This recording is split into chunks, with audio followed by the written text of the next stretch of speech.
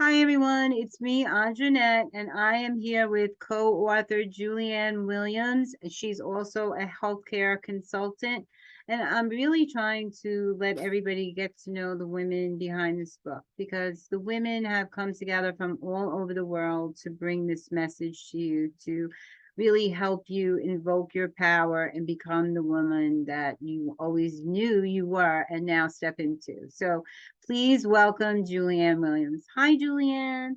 Hi, Andra. So tell the audience about you and what it's like being now a best-selling author.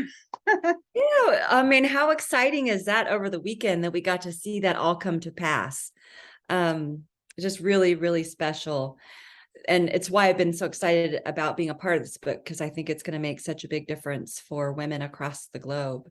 But again, my name is Julianne Williams. I am obviously an author. I have another book called Head Above Water, A Journey of Emerging Hope.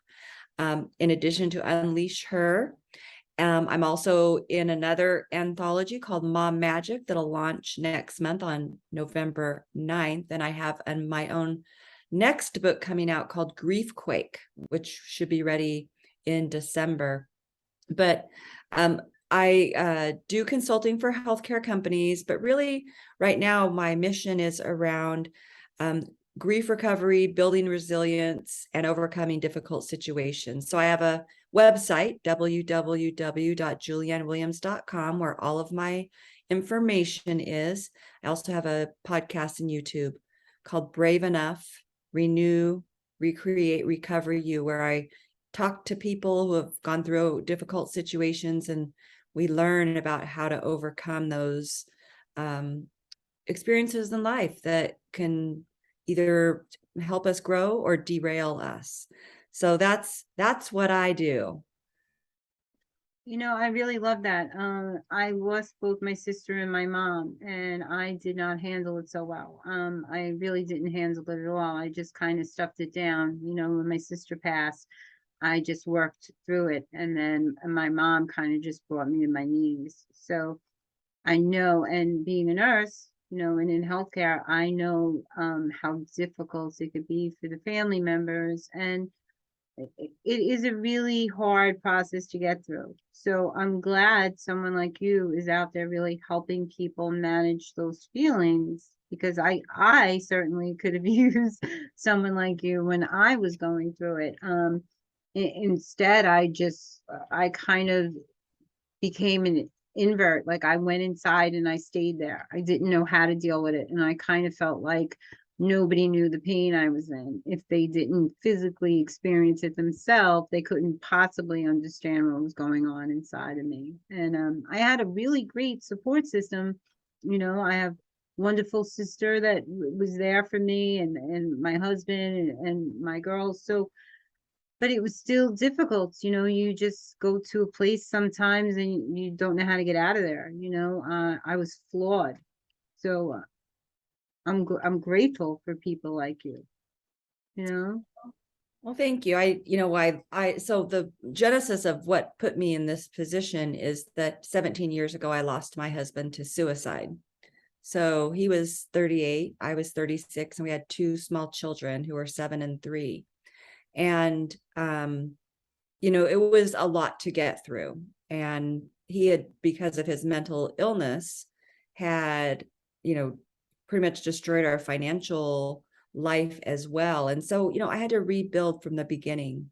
So in addition to the grief, I had to deal with all of the financial things of supporting my children on my own and whatnot. And like you, for quite a long time, I had to go inside and I was very quiet. And until I wrote my book, actually, Head Above Water, in 2021, I wasn't very open about the struggles that I had. I sort of put on that I'm strong, I can do all things, look at me go. And I did feel that way in a lot of ways, but there was a lot going on, behind the scenes that, I didn't share with people. And then I decided through the pandemic, I owned nursing homes at the time and seeing so much loss and so much grief that it was time to make grief more visible, because so many of us experience it on a day-to-day basis. But then with the pandemic, with all the tragedy that we see right now in our country and on the planet, we've got to find a way to start working through these feelings so that we can live a life that is peaceful and joyful. I couldn't agree with you more. And like yourself, I looked good physically on the outside. Like anybody looked at me would think that I was holding it together. And I kind of felt like I had to, so you soldier through and you put a smile on your face, but inside you kind of feel like you're dying.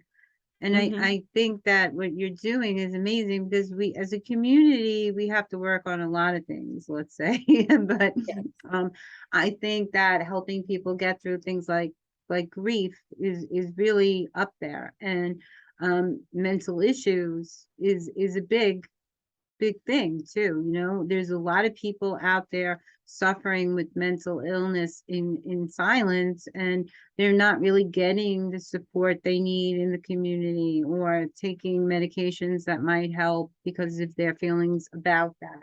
But we still have to find other ways to rally around them and come together and help them, because those decisions really are theirs. You can't force someone to take medicine or feel a certain way. So well, I'm a big advocate for self-choice. So, how are you finding working with people for you? Isn't there a certain healing that comes with it when you help others like surpass what they're going through and really get to the other side? I know that when I work with clients and I help them move closer to their goals, whatever they are, and my goals are very different than yours, and theirs are certainly, but I find such a peace inside that I was able to help and be a part of that. Do you find that? Yes, I do. I got a testimonial last week from someone that I just spoke with, for, she was a client of another friend for another thing, but part of her issues were around grief. And, I just spent about 45 minutes with her and got the most beautiful testimonial, about just spending that time, how she felt she could identify with someone, and that she wasn't alone. She had lost her husband, quite tragically, and that she felt that she now had some strength for that day to go on. And sometimes it's just getting through that day. So, I didn't solve all of her problems, but it feels so good to know that just for that day, she felt inspired, she felt whole, she felt loved. And, that is what life's about. Yes, embracing that, and definitely, and sometimes it's minute by minute, you know. So I totally get that. And just, so how do people find you? I mean, you have YouTube and you have Instagram, but do people usually recommend, people that you've worked with, or do you still own nursing homes? Are you still in that setting as well? No. Okay, good for you. Yeah, so I do a little, no, I do some work in nursing homes for sure. I mean, that is sort of my first mission. My great grandma came over during the genocide, in Armenia, and was just very dear to me. She was in a nursing home when I was a child, and she's been, one of my biggest heroes of my life. And that propelled me to want to do elder care, to make it better. And I hope that I did that. I did it for 32 years. So Wow. it was a long time. But I decided to shift a little bit. I still have my feet in it, a little bit, my toes, I guess I should say, but I'm really devoting more of my time to all of this, because I think, again, that I had to learn on my own how to get through my grief. And I mean, I did have counseling, and that did help significantly. But besides counseling, there's a whole bunch of practical parts of grieving. And that's the part I think you suffer with, because, it doesn't just end when the counseling is done. It doesn't just end, there's no time frame. And so for me, what I really want people to understand in doing grief education is that, first of all, we all experience grief in a unique way. So while we can relate, I can never pretend that I have the same feelings as somebody else.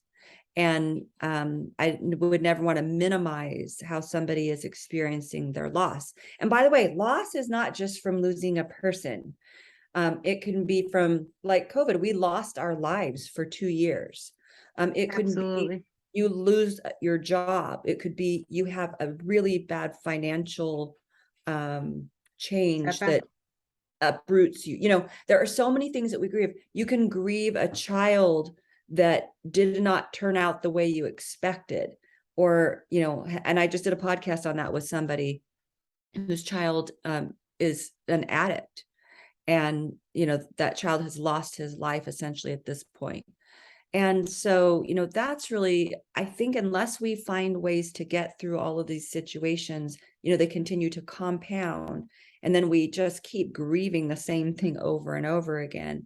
And really what we want to move to is like less pain and more love or more peace. And so that's really what my mission is you never forget the grief, you never forget the person, you never forget the situation. But what you want to do is be able to integrate that so that you feel more acceptance and peace over pain. My mom lost, my sister died first. And I don't think there's really any greater loss than the mother and to lose a child. And she was never really the same after that. I mean, the heartbreak was, immense. And I like what you say. You really can't tell people how to grieve. So for me, I mean, my husband had never lost anyone prior to that experience. So he didn't understand. Like several months later, while I was still very depressed, I mean, depressed, bedbound depressed, I would come home after working all day and stop with the smiling and just hunker down in my bed and say, okay, that's where I want to be.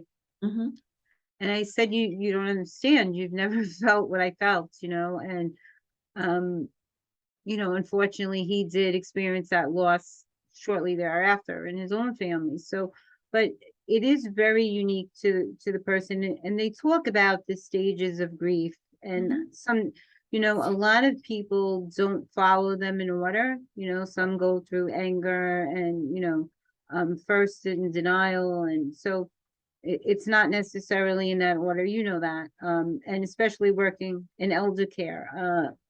And even that, like, I've worked in geriatrics for a really long time. It's just what I love. I've always loved it. So I know that even people that come in, they're children of family members that have Alzheimer's and things like that. They definitely grieve the loss of their parent, even sometimes while they're still here, because that connection's not there anymore. They don't recognize them. And it's heartbreaking to them that someone that was so strong in their life and so integral in everything they did, all of a sudden doesn't understand who they are. So I see them grieve that as well. Yeah, I agree. Seeing some of those things firsthand, the pain that people feel trying to cope with, a lot of these chronic illnesses, but Alzheimer's is especially tough. And it is, people sometimes become just a shell of who they were. And it's really hard on the family. It's very hard when you walk up to your parent and they don't know who you are. I mean, I had the experience with my own grandfather.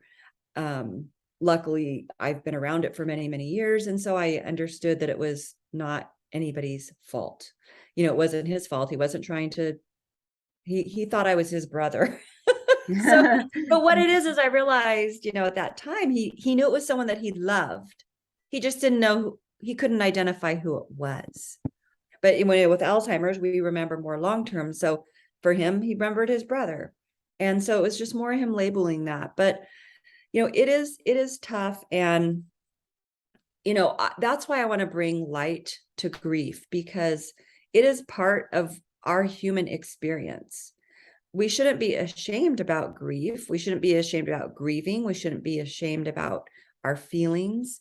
We really need to support one another. And until we start talking about things, It doesn't happen. And to your point on mental health, my husband, here we are, a family where, where we have resources, we have health insurance, we have everything we need.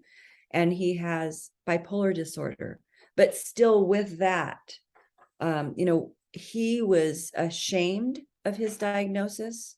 He didn't want people to know. He resisted treatment, which is very common with bipolar disorder, on and off. But he told no one, and he didn't want me to tell anyone. Even his own family didn't know, and it wasn't their fault. It was his wishes. But he didn't want the stigma of the diagnosis. He didn't want people to look down on him. He didn't want people to feel sorry for him or whatever it was. And because we have these stigmas around mental health, we don't allow people, number one, to get the treatment they need. Number two, we don't as a society address it appropriately. And so here we were with every resource that was possible to get him treatment, get him help, and he still didn't get it. And part of it was the system, and that's a whole other story. But, until we really put light on things, they don't get addressed, they don't get fixed, they don't become part of what we normalize. And just like if someone has diabetes or, a CHF or whatever, cancer, we don't put them down. We don't say, oh my gosh, you did something wrong, you have cancer. Whereas with mental health, a lot of times we think that there's something wrong with that person. But mental health is physical also, because it's the brain, it's chemicals in the brain. And so until we learn to recognize that there's a physical component that drives mental health disorders, we probably won't treat it correctly. And, I just don't want anybody else to experience what my family has. My children don't have a dad. I don't have a husband. And I think you're a very strong and a very beautiful kind of woman to come forward with that, and unfortunately, there's not enough people talking about it, and the system is very broke. I'm sure you see. So the more that people like you come out and share your experience, I suffered from depression as a child, and I never spoke about it. It's only recently, and part of being in this book, that I'm more open to share a lot of who I really am, and I don't know what I was afraid of, or I guess because it just wasn't normal to be depressed growing up. Kids my age were supposed to be laughing and having fun, and I just wasn't. I don't know why. I don't know if I was a special kind of depressed, I could have been bipolar or anything like that, but regardless, I felt something was wrong with me because I saw how society regulated it and treated it. So I felt like I can't share this. I can't go to somebody and tell them I'm depressed. They'll lock me up and throw away the key. So that's right. So I didn't, and there shouldn't be that fear to share about things like that. And like I love what you said about, we don't degrade people with hypertension and CHF and cancer, but there still is a really big stigma around mental illness. Even drug addiction and alcoholism and things like that, those have been considered disease processes, and people still label them, and have stigmas around them, and it keeps people from going to get the help that they really need and so rightly deserve, because I know so many people that have gone on to live full, happy lives because of it. So yes. yeah, so I love what you do, and I'm so glad that we finally got to meet. I'm excited to read your other books, so I'll find out more from you. I'm excited to read your chapter. I mean, I pre-ordered my copy of Unleash Her, so that tomorrow when that thing drops, I can read everybody's chapter, because this group of Myself women as is well. incredible. Myself as well. My chapter is my mother's daughter. What's your tour? My chapter is Building a Lifetime of Resilience, Hope Through Hardship. I love it. Well, I'm definitely going to read it. I'm going to turn off this recording. I just want you to tell, if you had one thing to tell men and women everywhere, what would that be? That would be that you are brave enough to get through. You know, sometimes you just have to be brave enough for a moment. But if you can just hang on, you know, life is always worth living. People need you and love you, and you were put on this earth for a reason. And I hope that you feel inspired enough to stay to fulfill that purpose. That is absolutely beautiful. Okay, guys, I just want you again to say goodbye to Julianne Williams. It was a pleasure having her here with us today, and I'm so grateful that you took the time to share this with us. I am going to shut off the recording, but I want you to stay and hang out for a minute, okay? I'd All right, love that. guys, Thank bye. you. Thank you.